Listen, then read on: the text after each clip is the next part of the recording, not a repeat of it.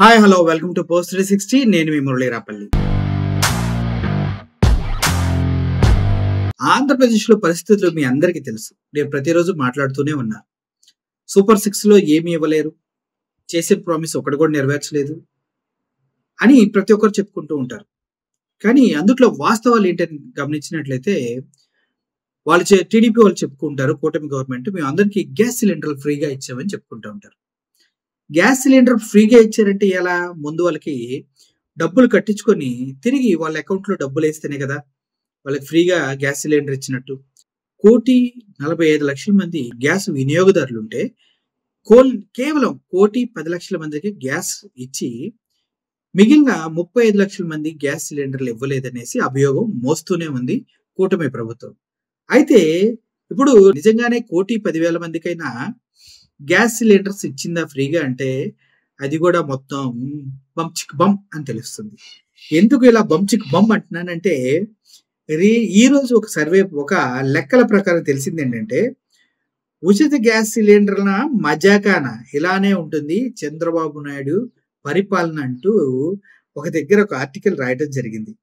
ఒక్క తిరుపతి జిల్లాలోనే ఇంకా 1,00,000 మందికి ఉచిత గ్యాస్ సిలిండర్ డబ్బులు రాలేదు. మొత్తంగా రాష్ట్ర వ్యాప్తంగా 25 నుండి 30 లక్షల మందికి పైగా పరిస్థితి ఇదే. అంటే ఫస్ట్ మీరు డబ్బులు కట్టేయండి, 2 రోజుల్లో మీకు డబ్బులు వేసేస్తాం, అదే రోజు వేసేస్తాం అంటారు కదా. అప్పుడే మేము అడిగాం, అసలు నువ్వు మళ్ళీ డబ్బులు వేసేదానికి ఫ్రీగా అయిపోద్ది కదా, మళ్ళీ ఎందుకు మీకు కడతాం, ఎందుకు మళ్ళీ మీరు రిటర్న్ అయ్యటం ఎందుకు? ఇదంతా కలగని ప్రాసెస్ కదా. ఎంతమంది ఉన్నారో అంతమందికి ఫ్రీగా గ్యాస్ ఇచ్చేయండి అంటూ మేము గతంలోనే అడగడం జరిగింది. కానీ ప్రజలను అలా ఒప్పించేశారు గవర్నమెంట్ వాళ్ళు. ఫస్ట్ మీరు 850 రూపాయలు కట్టేసేయండి, 2 రోజుల్లో మీ అకౌంట్కి వస్తుంది అనేసి. దానికి ప్రజాశక్తి ఒక ఆర్టికల్ రాసింది, దాన్ని మీకోసం చదివి వినిపిస్తా. ప్రజాశక్తి పేపర్ అన్నమాట. ఉచిత గ్యాస్ డబ్బులకు అంటూ ఆర్టికల్ రాసింది. గ్యాస్ సిలిండర్ ఇంటికి తీసుకొచ్చిన మరుసటి రోజే 48 గంటల్లోనే ఉచిత అమౌంట్ డబ్బుల్ని మీ ఖాతాల్లో జమ అవుతుంది అనే అధికారుల మాట. అయితే ఇప్పటి వరకు కేవలం 3 లక్షల మందికి డబ్బులు జమ కావడం గమనార్హం. కేవలం 1,10,00,000లో 3 లక్షల మందికే ఇప్పటిదాకా డబ్బులు జమ అయినాయి అంట. ఓకే, ఘోరం ఇదైతే అస్సలు. ఇంకా లక్ష మంది పైన లబ్ధిదారులకు డబ్బులు జమ కావాల్సి ఉంది. ఇంకా చాలా మందికి జమ కావాల్సి ఉంది. దీపావళికి అట్టహాసంగా ప్రారంభించిన ఉచిత గ్యాస్ పథకం డబ్బులు ఉగాదికైనా అకౌంట్లో వేస్తారా అని లబ్ధిదారులు వాపోతున్నారు. అరే, దీపావళికి అట్టహాసంగా స్టార్ట్ చేశారు, 2 రోజుల్లో వేస్తున్నారు 48 అవర్స్లో. ఇప్పటిదాకా ఉచిత సిలిండర్కి ఇవ్వాల్సిన డబ్బులు రిటర్న్ చేయలేదు, మా అకౌంట్లోకి రాలేదు, అట్లీస్ట్ ఉగాదికైనా వేస్తారా బాబు అంటూ అడుగుతూ ఉన్నారంట. అబ్బా అదిరిపోయింది ఇదైతే అని లబ్ధిదారులు వాపోతున్నారు. డబ్బు జమ కాకపోవడంతో పౌర సరఫరాల శాఖ, గ్యాస్ ఏజెన్సీలు, బ్యాంకుల చుట్టూ మహిళలు తిరుగుతున్నారు. కూటమి గవర్నమెంట్ వచ్చిన తర్వాత సచివాలయాల చుట్టూ బ్యాగులు పట్టుకొని రేషన్ కోసం వెళ్తున్నారు, పెన్షన్ల కోసం వెళ్తున్నారు, అన్నిటి కోసం వెళ్తూ ఉన్నారు.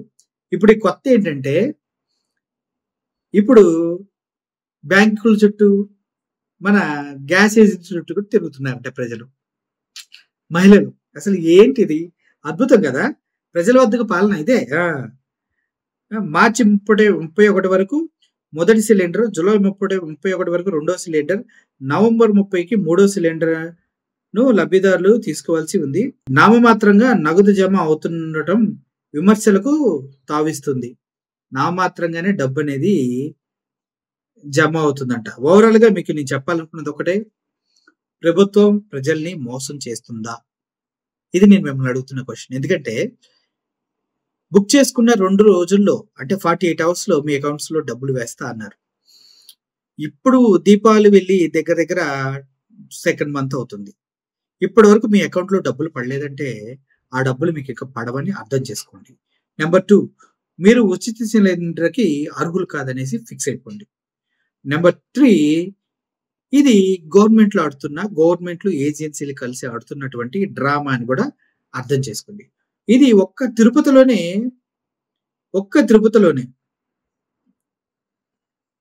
ఇంకా 1,00,000 మందికి ఉచిత గ్యాస్ డబ్బులు రాలేదు. మొత్తంగా రాష్ట్ర వ్యాప్తంగా 25-30 లక్షల మందికి పైగా పరిస్థితి ఇదే అంటూ చెప్పడం జరిగింది. దీని విషయంగా మీరు ఆలోచించండి. రాజకీయ నాయకులు మీతో ఎంతగా ఆడుకుంటున్నారు. మీకు ఉచిత గ్యాస్ సిలిండర్ అన్నప్పుడు ఉచితంగా ఇచ్చేయాలి.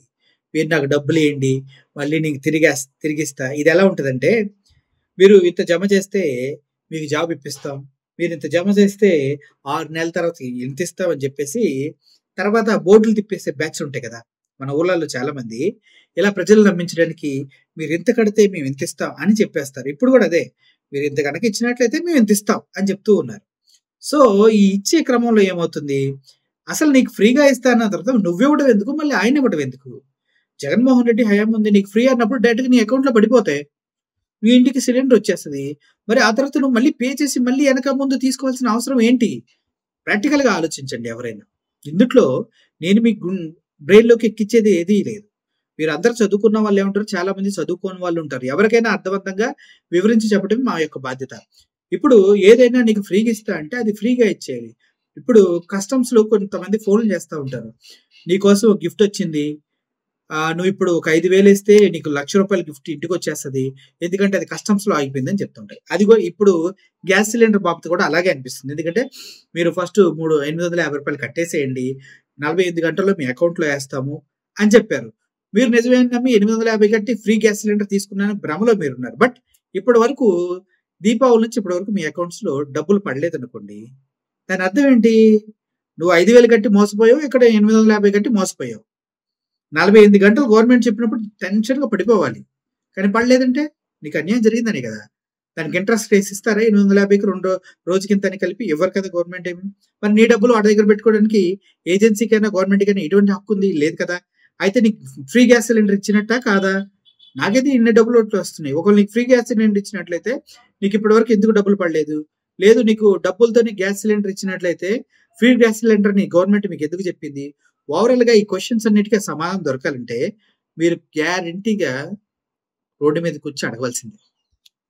మీరు ఎంత ఏజెన్సీలు చుట్టూ తిరిగినా, బ్యాంక్ బుక్కులు పట్టుకొని బ్యాంకులకెళ్ళి పడ్డాయా అని 10 సార్లు చెక్ చేసుకున్నా, ఏటీఎంలోకెళ్ళి ఏటీఎం కార్డ్ పెట్టి గ్యాస్ డబ్బులు పడినాయని చెక్ చేసుకున్నా లేదా, అయి పడినాయో లేదో మీకు తెలీదు. ఎందుకంటే ఇదంతా ఒక పద్ధతి ప్రకారం జరిగే ప్రక్రియ అన్నమాట.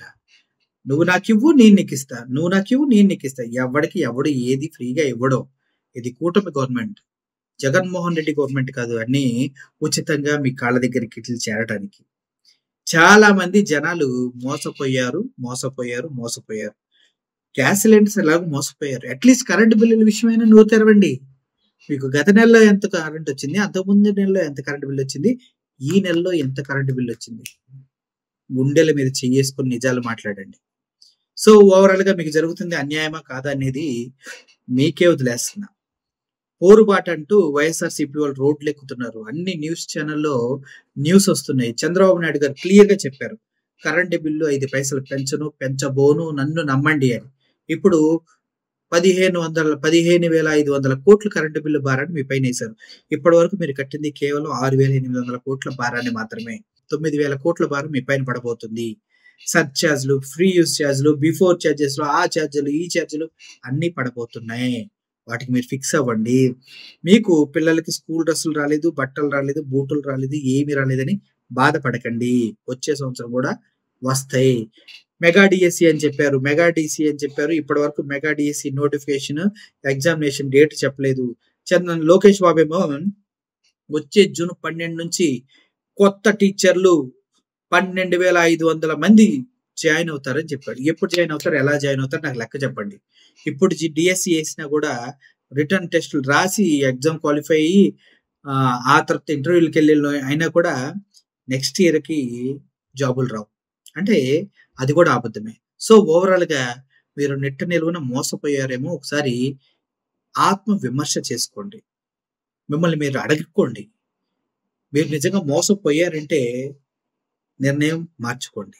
లేదు మోసపోలేదు మాకు ఇలాగే బావుందంటే హ్యాపీగా మీ దారిలో మీరెళ్ళండి. మీ అకౌంట్‌లో గ్యాస్ బిల్లులు ఇప్పటికి పడవు. మీరెళ్లి కరెంట్ బిల్లు కట్టండి. మీ పిల్లలకి ఫీజులు కట్టండి. ఫీజ్ రీయింబర్స్‌మెంట్ ఇంకా పడదు. దానికి టైం పడతది. అది కూడా కట్టేయండి. ఓవరాల్‌గా మీ బతుకులు బతకటం చంద్రబాబు నాయుడు గారు నేర్పిస్తున్నారు. అది మీరు నేర్చుకోండి. మంచిది. Thank you for watching this video. I am Murali signing off. Thank you so much.